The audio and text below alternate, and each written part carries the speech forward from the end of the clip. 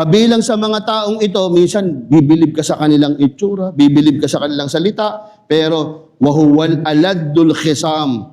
Kahanga-hanga sila, ngunit sila yung pinakamatinding kaaway ng Islam. Makikita natin, nakala mo Muslim sila, pero sasabihin nila sa'yo, yung Quran kulang. Pag sinabi mong hindi kulang ang Quran, eto ang mga dalil, sasabihin nila mali yan. Ngayon, pag nasusukol na sila, sasabihin nila, ibang paniniwala naman yun. Kaya nga naman, sa huli, sinasabi sila yung tunay na nagsasanhi ng pagkakawatak-watak. Kabilang din sa sinasabi, na muminan nasi may yu'jibuka qawluhu, na para bang sila yung nagtatawag ng pagkakaisa.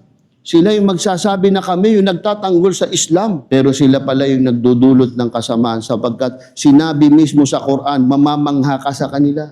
Kala mo sila yung nagtatanggol sa atin. Sila yung nangangalaga ng Quran. Sila ang nangangalaga sa mga pamilya ng Propeta Muhammad sallallahu alaihi wasallam. Pero sa likod, aladdul khisam. Sila pala yung matinding kalaban ng mga mananampalatayang mga Muslim.